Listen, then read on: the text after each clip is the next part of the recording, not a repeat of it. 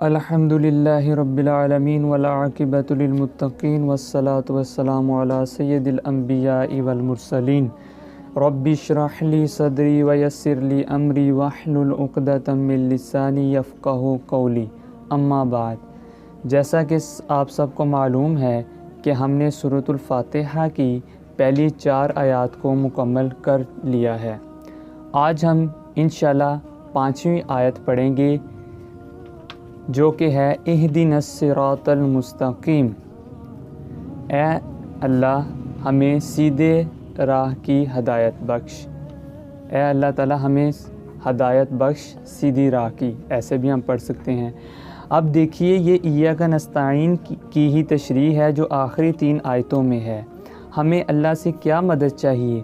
پیسہ چاہیے؟ دولت چاہیے؟ نہیں، اے اللہ ہمیں یہ نہیں چاہیے۔ پھر کیا چاہیے؟ اہدنا الصراط المستقیم، ہمیں سیدھے راستے کی ہدایت عطا فرما۔ یہ جو زندگی کے مختلف معاملات میں مشکلات آ جاتی ہیں، جہاں ہم فیصلہ نہیں کر سکتے کہ کیا صحیح ہے اور کیا غلط ہے، لہٰذا اے اللہ ہمیں سیدھے راستے کی ہدایت بخش۔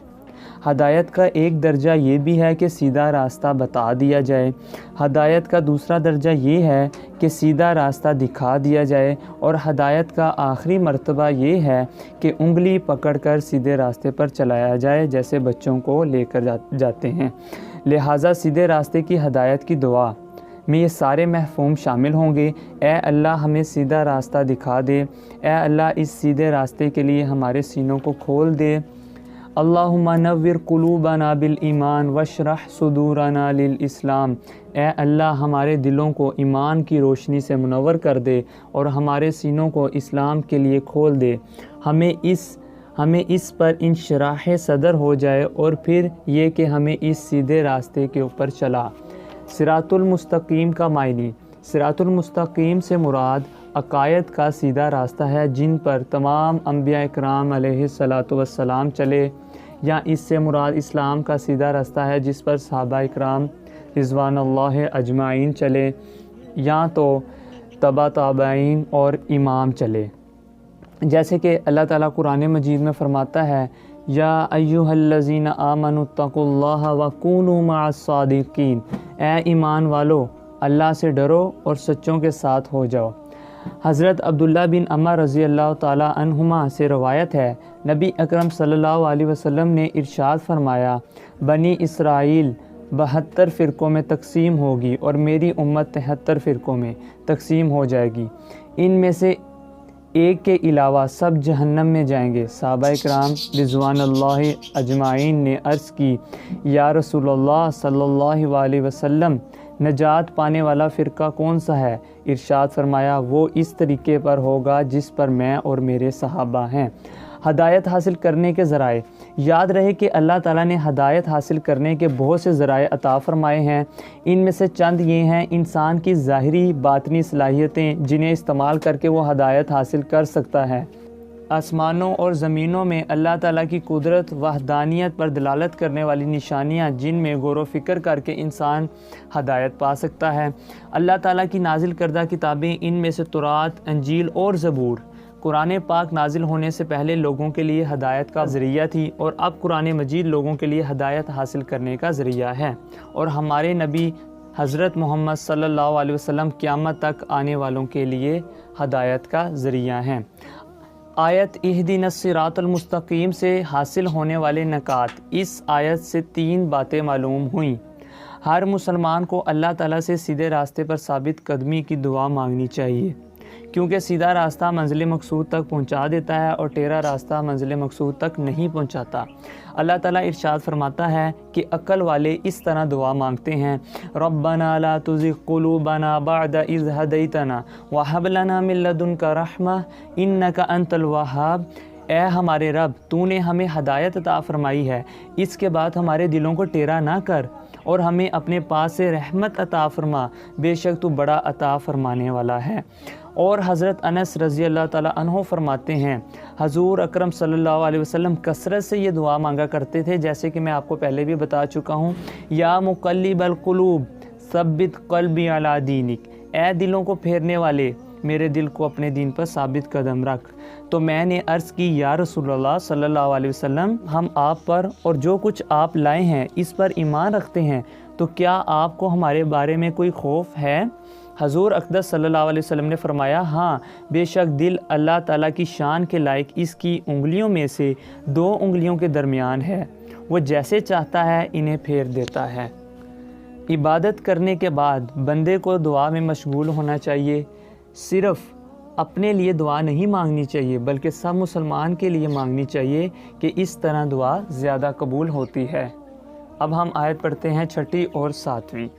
صراط الذین انعمت علیہم، اے اللہ ان لوگوں کے راستے پر ہمیں چلا جن پر تو نے اپنا انعام کیا، غیر المغضوب علیہم ولا الضالین، اور نہ ان کے راستے پر چلا جن پر تیرا غضب ہوا، ان کے راستے پر نہ چلا جن پر تیرا غضب ہوا۔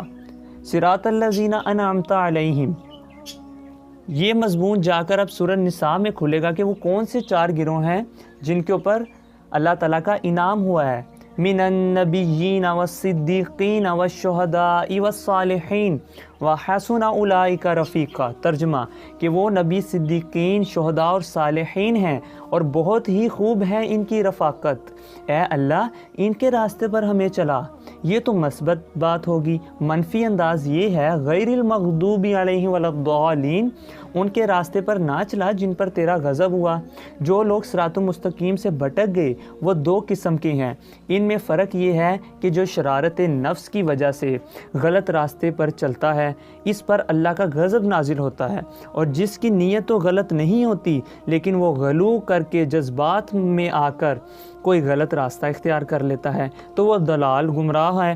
چنانچہ مغضوبی علیہم کی سب سے بڑی مثال یہود ہیں کہ ان کی کتاب ان کے پاس تھی، کہ اللہ کی کتاب ان کے پاس تھی، شریعت موجود تھی، لیکن شرارت نفس اور تکبر کی وجہ سے وہ غلط راستے پر چل پڑے۔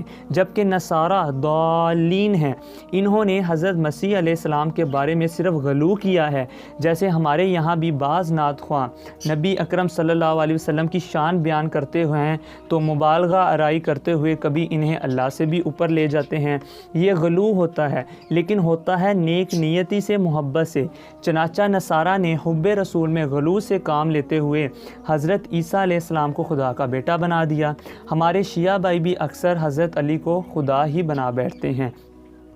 بہرحال یہ غلو ہوتا ہے جو انسان کو گمراہ کر دیتا ہے، اس لیے قرآن میں کہا گیا ہے قُلْ يَا أَهْلَ الْكِتَابِ لَا تَغْلُوا فِي دِينِكُمْ غَيْرَ الْحَقِّ، سورۃ مائدہ آیت 77۔ اے کتاب والوں اپنے دین میں ناحق غلو سے کام نہ لو، لیکن نصارہ نے اپنے دین میں اور حضرت عیسیٰ علیہ السلام کی محبت میں غلو سے کام لیا تو وہ گمراہ ہو گئے۔ تو اے اللہ ان سب کے رستے سے ہمیں بچا کر جو صدیقین کا، انبیاء کا، شہداء اور صالحین کا رستہ ہے ان کے اوپر ہمیں چلا۔ حدیث قدسی ہے جو میں نے آپ کو کہا تھا میں بعد میں بیان کروں گا، آخر میں وہ حدیث قدسی پیش کر رہا ہوں جس میں سورۃ الفاتحہ ہی کو الصلاۃ، نماز قرار دیا گیا ہے۔ یہ مسلم شریف کی روایت ہے اور حضرت ابو ہریرہ رضی اللہ تعالیٰ عنہ اس کے راوی ہیں۔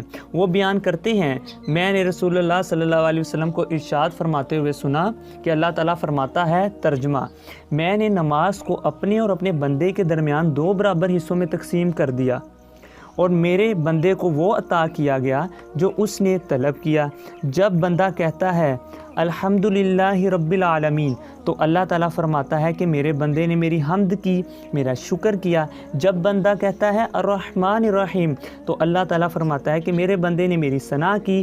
جب بندہ کہتا ہے مالک یوم الدین تو اللہ فرماتا ہے کہ میرے بندے نے میری بزرگی اور بڑائی بیان کی۔ اور جب بندہ کہتا ہے ایاک نعبد و ایاک نستعین تو اللہ تعالیٰ فرماتا ہے کہ یہ حصہ میرے اور میرے بندے کے مابین مشترک ہے اور میں نے اپنے بندے کو بخشا جو اس نے مانگا۔ گویا یہ حصہ ایک قول و اقرار اور عہد و میثاق ہے، اسے میں نے کہا تھا کہ یہ اللہ اور بندے کے درمیان ہینڈ شیک ہے۔ پھر جب بندہ کہتا ہے اہدنا الصراط المستقیم صراط الذین انعمت علیہم غیر المغضوب علیہم ولا الضالین تو اللہ فرماتا ہے کہ یہ حصہ کل تمام میرے یہ حصہ جو ہے آخری، یہ تمام میرے بندے کے لیے ہے، اور میرے بندے نے جو کچھ مجھ سے طلب کیا میں نے اسے بخشا۔ اس حدیث کی روح سے سورۃ الفاتحہ کے 3 حصے بن جائیں گے۔ پہلا اکیلا اللہ کے لیے، جو آخری ہے وہ بندے کے لیے سارا، اور جو درمیانی ہے ایاک نعبد و ایاک نستعین، وہ بندے اور اللہ کے درمیان مشترک ہے۔ اور اللہ کے فضل سے ہم نے آج سورۃ الفاتحہ کو مکمل ترجمہ و تفسیر سے پڑھ لیا ہے۔ بارک اللہ لی و لکم فی القرآن العظیم ونفعنا و ایاکم بالآیات والذکر الحکیم۔ السلام علیکم ورحمۃ اللہ وبرکاتہ۔